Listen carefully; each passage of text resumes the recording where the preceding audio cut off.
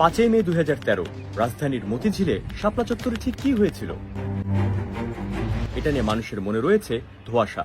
আজকে সেই ধোঁয়াশাটাই দূর করব, কারণ আজকের ভিডিওতে জানবো কেন হেফাজতে ইসলাম সেদিন শাপলা চত্বরে এসেছিল, শাপলা চত্বর ট্র্যাজেডি বা অপারেশন ফ্লাশ আউট আসলে কি ছিল, কিভাবে সে অপারেশন পরিচালনা করা হয়েছিল, 5 মে গণহত্যায় শহীদের সংখ্যা কত এবং তৎকালীন সরকার কিভাবে সে মানুষের লাশগুলো গুম করে দিয়েছিল।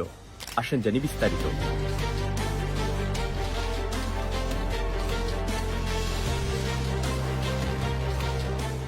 এই সম্পূর্ণ ঘটনা বোঝার জন্য আপনাকে কয়েক বছর আগে যেতে হবে। 2009 সালে নির্বাচনে জয়লাভ করে আওয়ামী লীগ সরকার 1971 সালের যুদ্ধাপরাধীদের বিচার কাজ শুরু করে এবং আন্তর্জাতিক ট্রাইব্যুনালে চলতে থাকে বিচার। তৎকালীন জামায়াত ইসলামের সেক্রেটারি জেনারেল আব্দুল কাদের মোল্লা দোষী সাব্যস্ত হলে তাকে যাবজ্জীবন কারাদণ্ড দেওয়া হয়। এরপরেই শেখ হাসিনা এই যুদ্ধাপরাধীদের বিচার ও সাজা সংক্রান্ত বিষয়ে পশ্চিম ও প্রাচ্যের দেশগুলো থেকে বিভিন্নভাবে প্রশ্নের সম্মুখীন হতে শুরু করে। তার এই যুদ্ধাপরাধীদের বিচার যে ব্যক্তিগত কোনো রাজনৈতিক প্রতিহিংসা নয়, বরং এটা সারা দেশের মানুষের দাবি, এটা সারা বিশ্বকে বোঝানোর জন্য তৈরি করা হয় গণজাগরণ মঞ্চ। আর এই সম্পূর্ণ ঘটনা শুরু হয়েছিল 5 ফেব্রুয়ারি 2013 সালের সেই শাহবাগ চত্বর থেকেই, যেখান থেকে ছাত্ররা যাবজ্জীবন নয় বরং ফাঁসির দাবিতে আন্দোলন শুরু করে। শুধু কাদের মোল্লা না, সে সময় বিচারাধীন থাকা গোলাম আজম, মতিউর রহমান নিজামী, সালাউদ্দিন কাদের চৌধুরী, মৌলানা দেলাওয়ার হোসেন সাইদি সহ বাকি অভিযুক্তদেরও ফাঁসির দাবি উঠে সেই মঞ্চে। আপনার জানার কথা, সাধারণত কোথাও আন্দোলন বা গণজমায়েত হলে সরকার সবসময় আইন শৃঙ্খলা বাহিনী পাঠায় সেটাকে নিয়ন্ত্রণে আনার জন্য, যেন সাধারণ জনগণের জীবন সর্বদা গতিময় থাকে।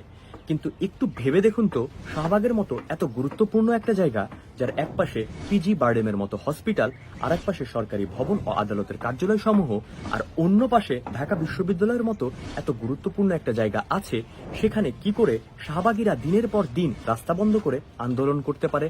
কেন সেখানে কোনো আইন শৃঙ্খলা বাহিনী পাঠানো হলো না ছত্রভঙ্গ করার জন্য, বরং আইন শৃঙ্খলা বাহিনী তাদের সেফটি দিল, কিন্তু কোনো রকম কোনো বাধা পর্যন্ত দিল না? যা মনে নিঃসন্দেহে প্রশ্ন তুলে, তার মানে কি তৎকালীন সরকারি ফান্ড দিয়েই এই গণজাগরণ মঞ্চ তৈরি করা হয়েছিল এবং পরিচালিত হচ্ছিল? যাই হোক, দিন দিন এই আন্দোলন জোরদার হতে থাকে। অভিনয় শিল্পী, সঙ্গীত শিল্পী, খেলোয়াড় সহ সর্বস্তরের মানুষ যুক্ত হতে থাকে এই আন্দোলনে। কিন্তু এই গণজাগরণ মঞ্চ থেকেই বিভিন্ন ইসলাম বিরোধী বক্তব্য আসতে থাকে এবং অভিযোগও উঠে অনেক ইসলাম বিদ্বেষী ব্লগাররাও যুক্ত রয়েছে এই আন্দোলনে। আর খেলাটা শুরু হয় ঠিক এখান থেকেই। একটা ব্লগে লেখা হয়েছিল মোহাম্মদ লুচ্চামির জন্য খাদিজার কাছে মায়ের খাইতো নিয়মিত, আরেকটাতে লেখা হয়েছিল আয়শা বিবির মেজাজ বিলা, মোহাম্মদ তারে রাইখা তারি বাপের পয়সায় এক বান্দির লগে 3 ঘন্টা এক সরাইখানায় কাটাই আইছে, তাও রাতের অন্ধকারে না, একেবারে দিনের বেলায়। এছাড়া মোহাম্মদ সাল্লাল্লাহু আলাইহি সাল্লামকে মোহাম্মদ নামে বিভিন্ন জায়গায় বিদ্রূপ করতে শুরু করেছিল সেই সকল ব্লগাররা। কিন্তু এমনও নাকি একটা স্লোগান দেওয়া হয় যে আজকের শাহবাগে যদি মোহাম্মদের আল্লাহ আসে, তাহলে মোহাম্মদের আল্লাহকেও ফাঁসি দিয়ে দেব। ইসলাম বিদ্বেষী এসব বক্তব্য ও ব্লগারদের সম্পৃক্ততার বিরুদ্ধেই তখন গড়ে ওঠে একটি অরাজনৈতিক ইসলামী দল, যার নাম হেফাজতে ইসলাম। জি, ঠিকই শুনছেন, হেফাজতে ইসলাম এর আগে কখনো এক্সিস্টই করতো না, যার ফলে এখন নিশ্চয়ই বুঝতে পারছেন কেন হেফাজতে ইসলাম নামক ব্যানারের অধীনে এই আন্দোলনটা করা হয়েছিল। ইসলাম ও রাসূল সাল্লাল্লাহু আলাইহি সাল্লামকে কটূক্তি করা ব্লগারদের ফাঁসি সহ 13 দফা দাবি জানায় দলটি। আর এই দাবি আদায়ের উদ্দেশ্যে 2013 সালের 5 ও 6 মেতে রাজধানীর মতিঝিলে সমাবেশের ডাক দেয় হেফাজতে ইসলাম। 5 মে ফজরের নামাজের পরপরই ঢাকার মোট 6টি প্রবেশ পথ দখলে নেয় হেফাজতে ইসলামের ব্যানারে সারা বাংলাদেশ থেকে আসা কওমি মাদ্রাসার ছাত্র শিক্ষকরা। বেলা বাড়ার সাথে সাথে হেফাজতের নেতাকর্মীরা শাপলা চত্বরের দিকে আসতে শুরু করে। বিবিসির একটা প্রতিবেদন থেকে জানা যায়, শাপলা চত্বরে তারা সমাবেশ করার জন্য দফায় দফায় পুলিশের অনুমতি চেয়েছিল, কিন্তু পুলিশ শুধু মোনাজাত করে সমাবেশ শেষ করে দেওয়ার অনুমতি দিয়েছিল। কিন্তু নেতাকর্মীরা মিছিল নিয়ে আসতে থাকলে বঙ্গবন্ধু এভিনিউ, পল্টন, বাইতুল মোকাররমের গেটে আওয়ামী লীগ ও যুবলীগের কর্মীদের সাথে সংঘর্ষ হয় হেফাজত কর্মীদের।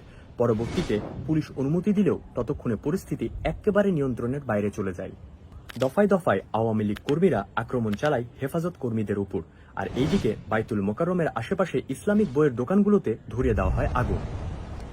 তৎকালীন আওয়ামী লীগের সাধারণ সম্পাদক, স্থানীয় সরকার মন্ত্রী সৈয়দ আশরাফুল ইসলাম দুপুরে একটি সংবাদ সম্মেলনে জানিয়েছিলেন, হেফাজতের নেতাকর্মীদের সন্ধ্যা পর্যন্ত আলটিমেটাম দিলাম। তিনি বলেছিলেন, সন্ধ্যার মধ্যে শান্তিপূর্ণভাবে মতিঝিল এলাকা ত্যাগ না করলে তাদের শায়েস্তা করা হবে। জবাবে হেফাজতের নেতারা এই আলটিমেটাম বয়কট করে শাপলা চত্বরে অবস্থানের সিদ্ধান্ত নেন।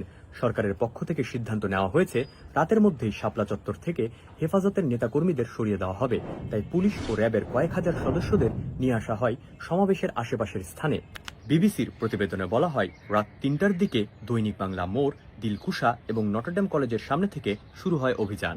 সে সময় অধিকাংশ নেতাকর্মী ঘুমিয়েছিলেন, কেউ জিকির ও নামাজরত ছিলেন। রাতে মতিঝিল ও শাপলা চত্বর এলাকার সড়কবাতি বন্ধ করে শুরু হয় ত্রিমুখী অভিযান। সরকারের আদেশে বৃষ্টির মতো গুলি ছুটতে থাকে আইন শৃঙ্খলা রক্ষাকারী বাহিনী। গুলির সাথে ছিল টিয়ার গ্যাস ও সাউন্ড গ্রেনেড। সে সময় দৈনিক যুগান্তরের ছাপানো একটি পত্রিকায় বলা হয়, ১.৫ লক্ষাধিক গোলাবারুদ ব্যবহার করা হয়েছিল সেই অপারেশনে। একই শিরোনামের নিচে তাকালে দেখতে পাবেন, হেফাজত দমনে সরাসরি অংশ নেয় ৭,৫৮৮ সদস্য, যারা অপারেশন পরিচালনা করার জন্য স্পেশালি ট্রেন ছিল। কিন্তু সেই সময় উপস্থিত অনেক হেফাজত কর্মী বলেছেন, এই সংখ্যাটা এত কম হওয়ার কথা না। অন্তত ৫০,০০০ প্রশাসনিক ফোর্স তাদেরকে চারপাশ দিয়ে ঘিরে রেখেছিল এবং অনেকেই দাবি করেছে যে র্যাব এবং বিজিবি এর পোশাকে মিশেছিল ভারতীয় র এবং বিএসএফ। যাই হোক, প্রচণ্ড গোলাগুলিতে দিক বেদিক শূন্য হয়ে ছুটতে থাকেন হেফাজত কর্মীরা। অভিযান শুরুর ১০ মিনিটের মধ্যে আইন শৃঙ্খলা বাহিনী পৌঁছে যান শাপলা চত্বরে। হেফাজত কর্মীরা আশেপাশের বিভিন্ন ভবনে আশ্রয় নেন, কিন্তু সেখান থেকেও তাদের বের করে নিয়ে আসা হয়। সারা রাত চলে এ অভিযান। মাত্র ৩০ মিনিটের অপারেশনে পুরো শাপলা চত্বর খালি করে ফেলা হয়, যার ফলে এখন নিশ্চয়ই বুঝতে পারছেন লীগ নেত্রী ৭ মিনিটে ঢাকা ক্লিয়ারের স্ট্যাটাস কেন দিয়েছিল। পরের দিন সকালবেলায় শাপলা চত্বর রূপ নেয় এক যুদ্ধ বিধ্বস্ত এলাকায়। সেই রাতে এই অভিযান নিয়ে সংবাদ প্রকাশের কারণে বন্ধ করে দেওয়া হয়েছিল দিগন্ত টিভি ও ইসলামিক টিভির সম্প্রচার। এছাড়া এমনও অভিযোগ উঠে যে পরের দিন আশেপাশের বিভিন্ন বাণিজ্যিক ভবনের সিসিটিভি ফুটেজও সরিয়ে ফেলা হয়। তৎকালীন প্রধানমন্ত্রী শেখ হাসিনা সংসদে দাঁড়িয়ে বলেছিলেন, হেফাজত কর্মীরা গায়ে লাল রং মেখে মৃত্যুর অভিনয় করছে। তৎকালীন পুলিশ কমিশনার বেনজির বলেছিল, সে রাতে কেউ মারা যায় নাই। তবে সেই রাতের ছবি নিয়ে আমার দেশ পত্রিকা রাজধানীতে নৃশংস গণহত্যা শিরোনামে নিউজ করেছিল। কিন্তু সেই রাতে আসলে কতজন নিহত হয়েছিল? ৫ মে এবং ৬ মে হতাহতের ঘটনা তদন্ত করার জন্য যে সরকারি কমিটি তৈরি করা হয়েছিল, তাদের মতে ওই ২ দিনের ঘটনায় মারা গিয়েছে ৩৯ জন মতো। অপরপক্ষে আল জাজিরার কাছে যে রিপোর্ট ছিল, সেটার উপর ভিত্তি করে আল জাজিরা বলেছে, বাংলাদেশ সরকার যে মৃতের সংখ্যা দেখিয়েছে সেটা ইনঅ্যাকিউরেট। আল জাজিরা এটাও দাবি করেছে যে পত্রিকাগুলো বিশ্লেষণ করে তারা দেখতে পায় ওই ২ দিনের ঘটনায় আনুমানিক ৫০ জনের মতো মারা গিয়েছে। বরং তাদের প্রকাশ করা একটি ভিডিওতে দেখানো হয়, এক বাক প্রতিবন্ধী লোক একাই ১৪টা লাশ দাফন করেছে।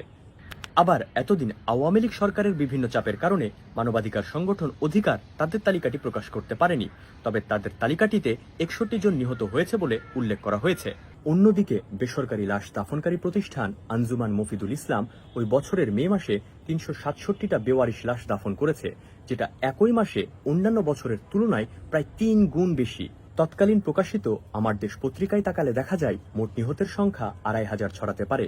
আবার হেফাজত এবং বিএনপির দাবি অনুসারে সেই রাতে অন্তত ২৫০০ থেকে ৩০০০ মানুষ নিহত হয়েছিল। আবার আমার দেশ পত্রিকায় দেখা যায়, ৫ মে সারাদিনের সংঘর্ষে শুধু নারায়ণগঞ্জ, কাঁচপুর, হাটহাজারী ও বাগেরহাটে নিহতের সংখ্যা ২৮ জন। কিন্তু আসলে নিহতের সংখ্যা কয়টা সেটা আমরা কেউই জানি না। হেফাজতে ইসলাম সে সময় ৩০০০ মানুষ মারা গিয়েছে বলে দাবি করলেও হেফাজতে ইসলাম এতটাই তাদের সাথে অবহেলা করেছে যে একটা লিস্ট পর্যন্ত প্রকাশ করেনি যে আসলে কতজন নিহত হয়েছিল। আর এখানে আসে হেফাজতে ইসলামের বেঈমানির কথা। হেফাজতে ইসলাম এসব শহীদদের লাশের রক্তের উপরে পাড়া দিয়ে ২০১৮ সালে তৎকালীন সরকার শেখ হাসিনাকে মৌলানা শাহ আহমদ শফীর সভাপতিত্বে কওমি জননী উপাধি দিয়েছিল। এমনকি হেফাজতে ইসলাম সে সময় শেখ হাসিনাকে মা ডাকে ডেকেছিলেন। কিসের জন্য?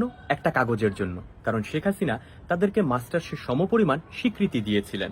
এখন তাহলে হেফাজত কর্মীদেরকে প্রশ্ন করা উচিত যে ওই একটা কাগজ দিয়ে আপনি এই ৬ বছরে আসলে কি কি করতে পেরেছেন। এমনকি সে হেফাজতে ইসলাম আবার বলেছিল, ১৪ লাখ শিক্ষার্থীর জননীর ভূমিকা আপনি পালন করেছেন। আজকে কওমি মহাসমুদ্রে আমি ঘোষণা করতে চাই, আপনি কওমি জননী। আজ থেকে আপনাকে এই উপাধি দিলাম। আপনার মাতৃত্বের ভূমিকা না থাকলে দেশবিরোধী শাহবাদের শত্রু জামাত মওদুদবাদীরা এ দেশে তা হতে দিত না। যাই হোক, মেজর সুমনের তথ্য অনুসারে হেফাজতের লাশ ৩ স্থানে গায়েব করা হয়। ১. কক্সবাজার, সাগরে ফেলে দেওয়া হয়। ২. ঢাকা কুমিল্লা মহাসড়কের বড় ব্রিজের নিচে। ৩. ঢাকার মাতুয়াইল ডাম্পিং গ্রাউন্ডে ট্রিটমেন্ট প্ল্যান্টে গুঁড়ো গুঁড়ো করে মিশে দেওয়া হয় ময়লার সাথে। এত বিষয় জানার পরে এখন কি আপনার মনে হচ্ছে না, কেন এই বিষয়টা নিয়ে সর্বত্র সে সময় আলোচনা হলো না? উত্তরটা আমি করছি। আলোচনা না হওয়ার মূল কারণই হচ্ছে সেই দিন যতগুলো মানুষ নিহত হয়েছিল তাদের বেশিরভাগই ছিল মাদ্রাসা এবং এতিমখানার শিক্ষার্থীরা, যাদেরকে নিয়ে আপনারা মাথা ঘামানো মানে সময় নষ্ট করা মনে করেন। এই জন্য আপনারা কখনো আলোচনা করেননি। সম্ভবত আলোচনার কোনো সুযোগও ছিল না। আমার এটা ভেবে সবচেয়ে বেশি খারাপ লেগেছে যে সেই দিনের ডাকে অনেক ধর্মপ্রাণ মুসলমান প্রথমবারের মতো ঢাকা শহরে এসেছিল, যারা আগে কখনোই জীবনেও ঢাকা শহরে আসেনি। সেটাই তাদের প্রথমবার আসা ছিল। তবে তাদের মধ্যে অনেকেই আর কখনো নিজ নিজ গন্তব্যস্থলে আর ফিরে যেতে পারেনি। আপনাদের এতগুলো তথ্য দেওয়ার আমার মূল কারণই হচ্ছে, দয়া করে নতুন বাংলাদেশে এমনটা আর কখনো করেন না। নিজেদের মধ্যে ভ্রাতৃত্ববোধ করে তুলুন, স্বদেশপ্রেমী হয়ে উঠুন, একে অপরকে ভালোবাসুন, পড়াশোনা করুন, শিক্ষিত হন, শিক্ষার মর্ম বুঝুন, মানুষকে ভালোবাসুন, আর দয়া করে সব রকমের ধান্দাবাজি বাদ দিন। মনে রাখবেন, বুদ্ধির থেকে মায়া ও ভালোবাসা দিয়ে একটা প্রকৃত দেশ গঠন করা অনেক সহজ এবং কম সময় সাপেক্ষ।